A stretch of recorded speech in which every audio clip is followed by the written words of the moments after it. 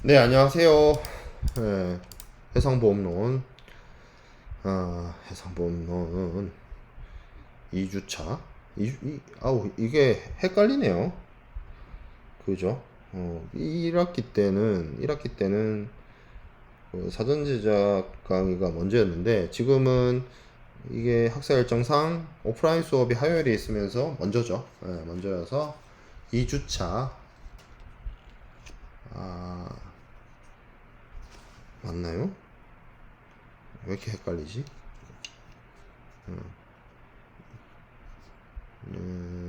2주차 2강이 맞겠네요. 2주차 2강, 2주차 1강. 아무튼 2주차 2강, 2주차 2강을 시작하도록 하겠습니다. 자, 우리 거의 끝날 때 조금 못했죠. 사전 제작, 오프라인 수업 때 조금 못했던 거. 우리가 한 주 동안 위험이 뭐고 보험이 뭐고 간략하게 배워왔습니다. 그 중에서 우리가 한 학기 동안 해상보험에 대해서 좀 더 집중해서 공부하기로 했죠. 그래서 이 해상보험에 대해서 이제 앞으로 본격적으로 살펴볼 건데, 해상보험은 그러면 뭐 어떤 것들이 있느냐라고 하면 가장 기본적인 것이 적하보험입니다. 말이 적하보험인데, 이게 쉽게 얘기하면 가끔 가다 보면 이 해상보험 쪽에 영어로 이해를 하면 이해가 더 쉬운 것들이 몇 가지가 있어요. 그 중에 대표적인 것도 여기 있는 적하보험인데, 카고 인슈런스입니다. 카고 인슈런스. 화물보험이에요. 화물보험. 해상 운송 중에 발생하는 위험으로부터 화물이 손상을 입는 경우를 대비해서 하주가 보험료를 부담을 하고 사고의 발생에 따른 재산적 손해를 보험자로부터 보상받는 화물보험, 수출입 화물. 그게 적하보험이고, 두 번째가 선박보험입니다. 선박보험. 선박보험이 무엇이냐? 무역 거래를 하는 운송 용구인 선박에 대해서 선주가 가지는 소유이익을 일종의 선박보험, 뭐 이런 것들 얘기를 합니다. 배가 사고 나면, 배가 뭐 침몰을 하거나 배가 뭐 분실되거나 하면 피해가 발생을 하죠. 무역 거래에 이용되는. 그래서 어떻게 보면 택배 차량이 있고 택배가 있다라고 했을 때, 택배 화물이 있다라고 했을 때 적하보험이 그 택배 화물에 대한 보험이고, 선박보험이 일종의 그 택배 차량을 위한 보험이라고 볼 수가 있는데, 그 대상이나 규모나 이런 것들이 좀 달라요. 적하보험하고 선박보험. 그래서 제가 이제 해상보험을 설명하면서 이거는 적하보험에 해당이 되는 것이다 라고, 일반적인 내용들이 아무래도 이 무역 거래를 하는 당사자들이 많지, 무역 거래에 사용되는 운송 용구를 운영하는 회사는 거기에 비해서 상대적으로 적거든요. 그렇기 때문에 선박보험은 나중에 우리가 수업 말미에 가서 선박보험의 어떤 대략적인 개괄적인 개념에 대해서 확인하고 배워보는 정도로 그치고, 선박보험에 대해서는 그렇게 깊게 이 수업 시간에 다루지는 않을 겁니다. 그래서 주로 적하보험을 집중적으로 다룬다라고 생각을 하면 될 것 같고요. 운임보험이 있을 수 있습니다. 희망이익보험이 있을 수 있어요. 운임보험이라고 하는 건 뭐냐면, 이것 또한 어떻게 보면 선박보험의 일종이에요. 선박을 운용하는 기업 입장에서 만약에 사고가 나서 운송을 마치지 못했다라고 하면, 그 사람이 운송을 제대로 했을 때 고객으로부터 받을 수 있었던 운임, 이런 것들에 대해서 보험 부보를 하는 것이고요. 희망이익보험이라고 하는 것은 무엇이냐면, 보통 우리가 그 무역 거래를 하는 당사자들이 어떤 무역 거래나 뭐 매매 거래를 하고 나면, 일단 팔리고 나면 뭐 이윤 같은 게 남죠. 근데 그 물건이 운송 도중에 파손이 됐거나 보관 중에 파손이 됐거나 이렇게 돼버리면, 그 물건의 가치만 상실하는 것이 아니라 뭘 또 같이 잊어버리게 되죠. 물건의 그 자체도 잃어버리지만, 물건을 팔았을 때 얻을 수 있는 수익도 같이 상실하게 되는 거죠. 그래서 그런 부분, 미래의 기대이익, 미래의 희망이익에 대해서도 보험 부보를 할 수 있습니다. 자, 그리고 해상보험의 경우에는 기간에 따라서 나눌 수도 있는데, 일단 항해 보험이 있을 수 있고요. 이거는 어느 항구, 어느 목적지로부터 어느 장소까지 이렇게 움직이는 그 구간 전체에 대해서 보험을 부과하는 것을 항해 보험이라고 하고요. 기간 보험도 있습니다. 1년, 2년 뭐 이런 식으로 보험 계약을 체결해서 운영하는 경우도 있고요. 이 두 가지를 섞은 혼합 보험도 있습니다. 잘 보지 못했어요. 저도 솔직히 혼합 보험은 본 적이 없습니다. 자, 이렇게 해서 우리가 1주차 강의 자료를 다 살펴보았고요. 2주차 강의 자료로 넘어가도록 하겠습니다. 네. 자, 2주차 강의 자료를 볼게요. 해상보험의 개요 이렇게 되어 있습니다. 그러면 해상보험은 이 해상보험이 가지고 있는 특징은 무엇이냐? 해상보험의 의의는 무엇이냐? 라고 했을 때 보험자는 보험사고 발생을 했을 때 손해를 보상할 것을 약속하고 보험계약자는 그 대가로서 보험료를 지급하는 것을 약속하는 그런 하나의 사회적 약속, 그런 사회적 경제적 제도가 해상보험입니다. 근데 제가 뭐 간략하게도 설명을 했다시피 진짜 해상보험이라고 해서 바다에서만 일어나는 일들을 커버하는 것은 아니에요. 예를 들어서 무역 거래의 루트가 A에서 B, B에서 C, 뭐 아니면 무역 거래의 루트가 서울에서 뉴욕이라고 했을 때 그 운송 루트가 서울에서 부산항으로 와서 부산항에서 LA로 이동을 하고 LA 롱비치 항에서 뉴욕으로 간다라고 치면 이 서울에서 부산으로 내려오는 그 육상 운송 구간도 함께 해상 운송이 주 운송 구간이고 그 주 운송 구간에 연결되어서 운용되는 그 육상 구간에 대해서도 해상 보험 계약을 연장해서 확장해서 적용을 합니다. 자, 그러면 이 해상 보험의 특징은 무엇이냐? 결국에는 국제적인 물품의 이동에 대해서 보험을 하는 것이고, 그렇기 때문에 해상 보험을 운영하는 뭐 굉장히 여러 국제의 기업들이 참여하고 있고, 해상보험과 관련해서는 이 해상보험의 어떤 룰이라고 할까요? 어떤 준거법이라고 해야 될까요? 해상보험의 어떤 절대적 기준이라고 해야 될까요? 이것은 어떤 특정한 국가의 뭐 법보다 영국법이 어떤 특정한 국가의 법이긴 하네요. 뭐 한국법, 미국법, 일본법, 중국법이 아니라 영국법을 그 준거법으로 합니다.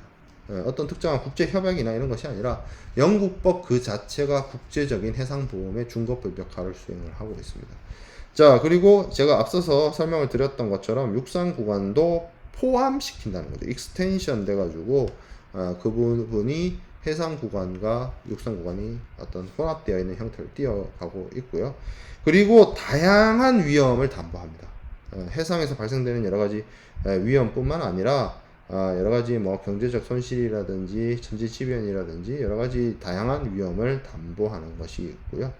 해상보험은 웬만하면 기업이 사용합니다. 소비자가, 그러니까 여기서 말하는 소비자라는 것은 일반인이 가정생활을 하거나 뭐 사회생활을 하거나 그 사회적 생활을 하는 일반인이 들 일이 없다는 거죠. 해상보험은.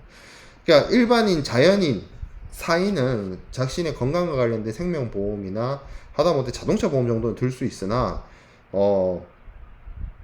이 일반인 사인이 어떻게 보면 뭐라고 해야 될까요? 뭐 저가보험을 든다거나 선박보험을 든다거나 그럴 일은 여기서도 절대 없다라고 하면 안 되겠지만 잘 없습니다. 왜냐하면 무역 거래를 하고 선박 운용을 하고 하는 것들이 대부분 기업, 법인의 형태를 취하고 있기 때문이죠. 자, 그래서 해상보험은 간략하게 생각을 해보면 보험자가 사고가 발생했을 때 손해보상을 약속하고 피보험자는 거기에 대한 반대급부로서 보험료를 지급하는 것이 해상보험이다라고 볼 수가 있겠습니다. 자, 해상보험의 기능을 한번 살펴볼게요. 해난사고를 예방할 수 있습니다. 해상보험은 해난사고를 예방한다. 바다에서 발생될 수 있는 여러가지 사고를 예방한다. 제가 지난 오프라인 수업 때 그런 얘기를 했습니다. 보험회사들의 입장에서는 사고가 안 나면 안 날수록 좋다. 그러니까 해상보험을 취급하는 회사들의 경우에는 바다에서 배들이 안전하게 운항을 하고 뭔가 날씨 같은 것도 정확하게 알아서 뭐 태풍이나 이런 불안 요소들을 피하고 이런 것들을 원하겠죠. 예, 그래서 그런 것들에 대해서 이 해상 보험을 취급하는 회사들이 선제적으로 자기들이 투자도 하기도 하고 합니다. 예, 그리고 이것과 관련해서 또 살펴봐야 될 부분이 영국 해상보험법, 제가 앞서서 영국의 법이 해상보험의 중거법 역할을 수행을 한다라고 얘기를 했습니다. 그 가장 대표적인 게 MIA인데 MIA에 그런 게 있어요. 바다에서 만약에 불이 나거나 문제가 생기거나 했을 때 이 불을 좀 끄고 더 큰 사고로 발전하는 것을 막고 뭐 이런 행위들을 할 것을 MI에서 규정을 하고 있습니다. 그래서 해난 사고를 해상보험이 있기 때문에 실제로 바다에서 운송되는 화물들이 조금 더 안전하게 이동할 수 있도록 해난 사고를 대비하고 방지하는 그런 역할을 수행을 한다는 것이죠. 자, 그 다음에 물품 가격을 안정화시킵니다. 해상보험은 소비자에게 물품의 안정적인 가격을 제공하는 그러한 기능을 하고 있습니다. 만약에 해상보험이 없다면 국제무역, 국제운송을 하는 기업들은 자신들이 글로벌 비즈니스를 하는 데 있어서의 여러 가지 각각의 위험들이나 이런 것들에 대해서 부담을 할 수밖에 없고, 기업들이 순수하게 땅 파서 장사하는 것이 아니기 때문에 그런 기업들의 리스크를 전가할 수단이 따로 필요하겠죠. 보험이 제가 첫 사전 제작 때 그렇게 사전 제작하기 위해서 그런 얘기를 했었던 것 같은데, 일단 보험이 그 위험을 전가시키는 수단이라고 했잖아요. 보험을 통해서 자신의 리스크를 떠넘긴다라고 했잖아요. 근데 각 기업들이 이런 보험이라는 수단이 없으면 어떻게 해야 되느냐? 보험회사에게 떠넘기는 것이 아니라 자기들의 고객에게 떠넘길 겁니다. 뭐 어떤 형태로? 가격을 올리는 행위 형태로. 그래서 뭐 한쪽 100명의 고객을 받았을 때 한두 명의 고객은 블랙 컨슈머라고 쳤을 때 뭐 나머지 고객으로부터 뭐 돈을 벌기 위해서 가격을 올릴 수밖에 없어요. 위험의 전가는 기업들의 입장에서는 리스크를 관리하기 위해서 필수적으로 하는 부분이기 때문에 이런 국제무역의 안정화, 그리고 해난 사고가 줄어들고 이런 것들이 글로벌 공급망의 안정성을 가져다 주고, 글로벌 공급망의 안정성을 가져다 주는 행위들이 결국에는 국제 어떤 물가라든지 그런 것들의 국제의 물품의 흐름이나 이런 것들을 안정화시키는 효과를 가져다 줄 수가 있습니다. 자, 그리고 국제 수지 개선이 할 수도 있어요. 이게 국제 운송에서 보험을 드는 것이기 때문에 미국 기업이 한국 기업에게 보험을 들기도 하고 뭐 이런 일들이 벌어지거든요. 그러면 금전이 들어오잖아요. 금융 상품으로서의 역할을 수행하는 것도 보험이기 때문에 보험료 수입을 통해서 외화가 유입이 되거나 외화가 유출되는 그런 일들이 벌어질 수가 있다는 거죠. 자, 그 다음에 자금의 공급 역할을 해주죠. 이걸 통해서 보험사들이 자금 운용을 할 수도 있고, 당연히 뭐 국제 물류가 촉진이 되겠죠. 무역 기업, 물류 기업들에게는 자신들의 위험을 전가시킬 수 있기 때문에, 그리고 보험회사의 어떤 든든한 백그라운드를 받고 기업들은 무역 거래의 활성화에 더 나설 수 있게 될 겁니다. 이런 순 기능들이 있습니다. 자, 그러면 해상 보험에 관련된 여러 가지 법규들을 좀 살펴볼게요. 제가 딱 들어오면서 얘기했던 것이 영국의 법이 해상 보험에 있어서 가장 중요한 중거법 역할을 수행을 한다라고 했습니다. 그게 가장 대표적인 법이 1906년에 제정된, 2006년 아닙니다. 1906년이에요. 110년 넘었죠.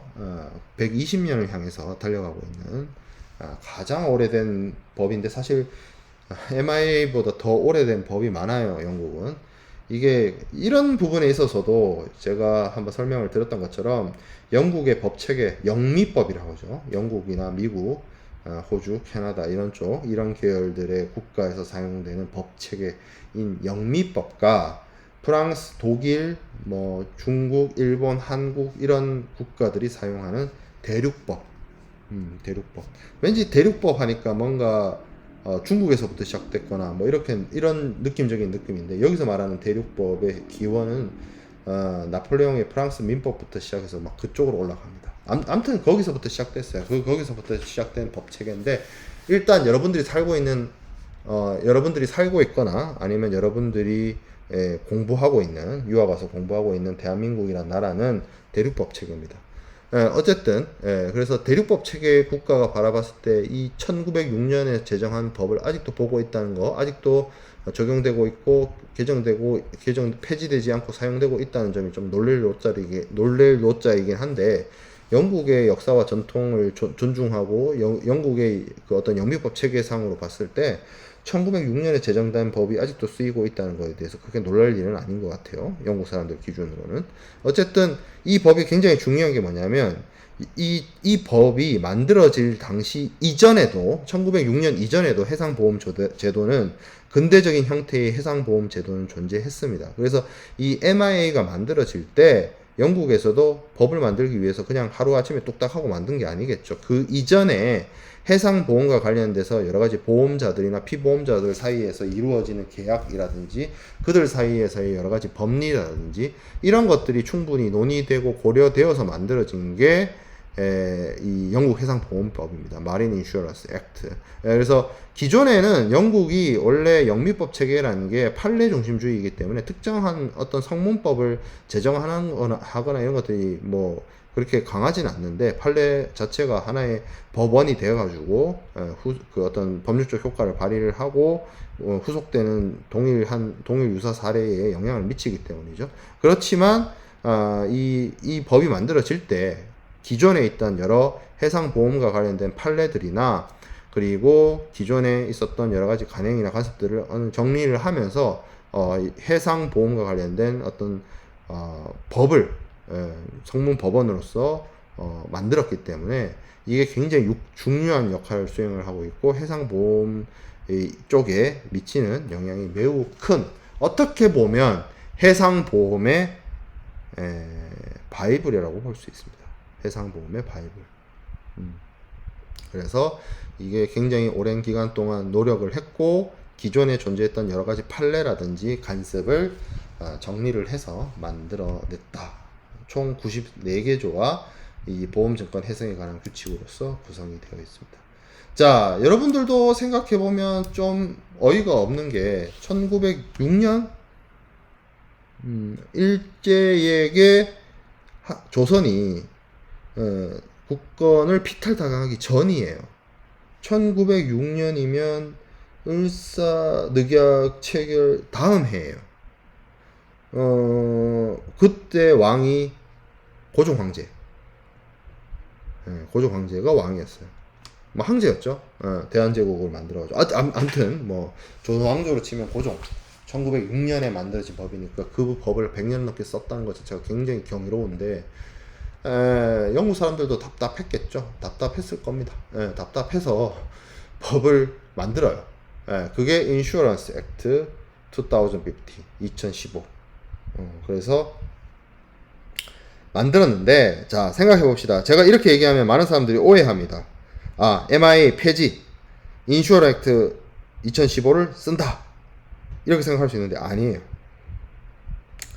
아닌 게 결정적으로 뭐냐면, MIA를 인슈어런스 액트 2015로 완벽히 대체하지 않습니다. 일부 개정이에요. 그러니까 MIA 규정 중에 이건 너무 올드다, 너무 올드비하다, 너무 좀 아닌데 싶은 거 있죠. 그런 것들만 일부 개정하는 그런 내용을 담고 있는 것이 인슈어런스 액트입니다. 그러면 인슈어런스 액트는 일종의 서플먼트인 거예요. 그래서 인슈어런스 액트에서 개정된 사항들은 MIA를 적용하지 않고 인슈어런스 액트를 적용하는데, 인슈어런스 액트에서 제정되지 않은 것, 개정되지 않은 부분은 그대로 MIA가 쓰입니다. 그러면 이 인슈어런스 액트가 어떤 내용을 담고 있느냐? 첫 번째, 최대 선의 의무와 고지 의무를 규정을 했고, 또 두 번째, 담보, 워런티, 그리고 사기적인 보험금 청구라고 되어 있습니다. 뭐 최대 선의 의무와 고지 그리고 담보, 이런 것들은 우리가 좀 제대로 배울 거예요. 조금 지나서 제대로 배울 거기 때문에 그때 본격적으로 얘기를 할 거고, 그때 제가 다시 그 얘기를 할 겁니다. 인슈어런스 액트에서 요게 가장 중요한 변화다라고 하면서 공정 제공 의무니 뭐 이런 것들을 설명할 거예요. 예, 그래서 그때 가서 보면 되고, 사기적인 보험금 청구의 경우에는 이게 이제 명문화 시킨 게 뭐냐면 보험 사기인 거죠. 쉽게 말하면 보험 사기 친 사람이 사기 친 것도 모자라서 보험금을 달라고 요구하는 거 있잖아요. 예, 그렇죠? 예, 그 경우에 보험자는 보험금 지급 의무가 없다. 그리고 이미 지급한 보험금도 해소한다. 이런 것들을 규정하고 있습니다. 어떻게 보면 사이다죠. 자, 그래서 이 법에 의해서 이 MI의 주요 조항들, 핵심 조항들이 개정이 되었고, 이것 때문에 만약에 동일한 내용이 있어요. MI에 규정된 내용과 인슈런스 액트에 규정된 내용이 있는데, 이 경우에는 인슈런스 액트를 적용을 한다라는 겁니다. 자, 그리고 한국이니까 한국 상법 당연히 적용이 되죠. 예, 한국 상법에 보험편이 있어서 거기서 여러 가지 보험 산업과 관련돼서 뭐 어떤 규제를 하고 있고, 실제로 그리고 보험회사들의 어떤 영업이라든지 이런 부분에 있어서는 금융감독원 이런 곳에서 관리 감독을 받고 있기 때문에 법에 의해서 제정된 부분은 법에 의해서 관리 감시의 대상이 되고, 실제로 영업을 하고 운영하는 보험회사들이 실제로 영업을 하고 운영하는 데 있어서의 어떤 그런 부분들은 금융감독원이 두 눈에 불을 켜고 이렇게 쳐다보고 있습니다.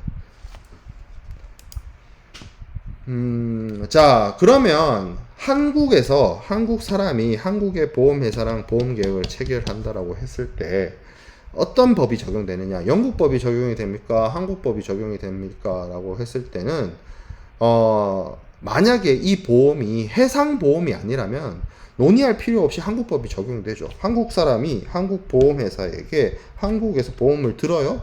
그러면 한국 상법의 보험편을 적용하면 됩니다. 근데 문제는 해상보험이라고 하는 거는 국제성이 강하잖아요. 예, 그래서 이 경우에는 영국의 법과 관습을 따라요. 한국 법을 적용하는 것이 아니라. 물론 이 영국의 법과 관습을 해상보험 전반에 걸쳐서 싹 다 적용하는 건 아니에요.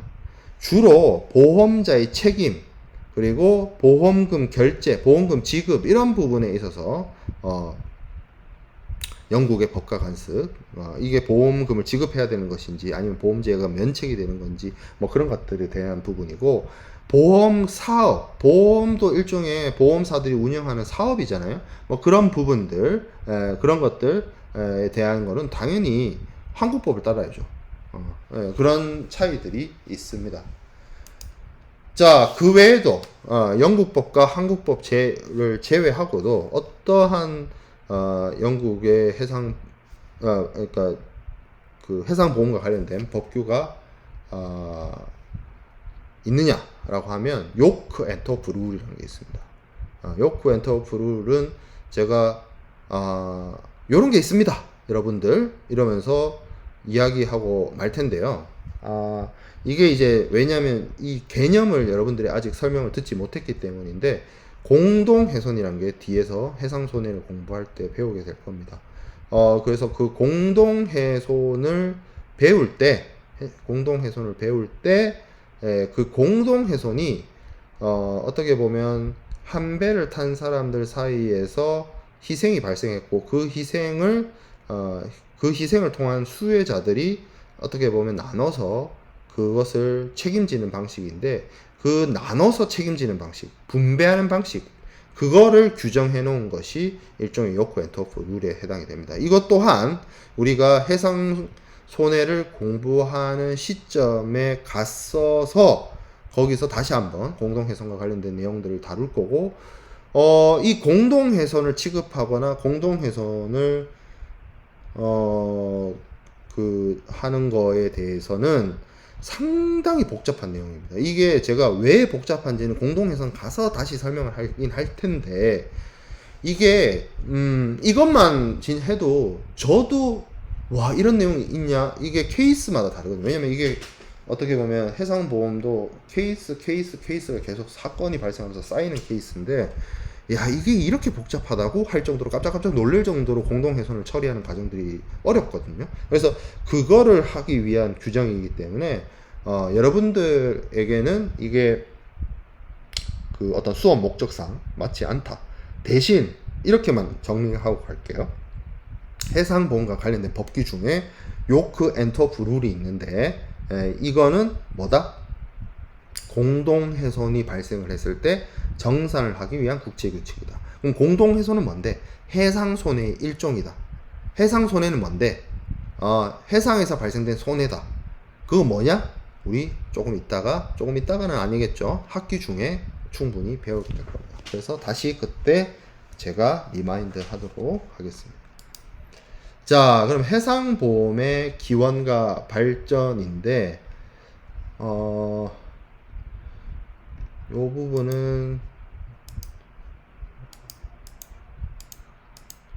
부분에 대해서 조금 집중해서 설명을 해야 될 것 같은데, 사전 제작으로 하더라도, 요 부분은 영상을 잠깐 끊어서, 제가 좀 물 좀 마시고 해서, 다시 좀 찍던지, 추가 촬영을 하던지 해가지고 올려드리도록 하겠습니다.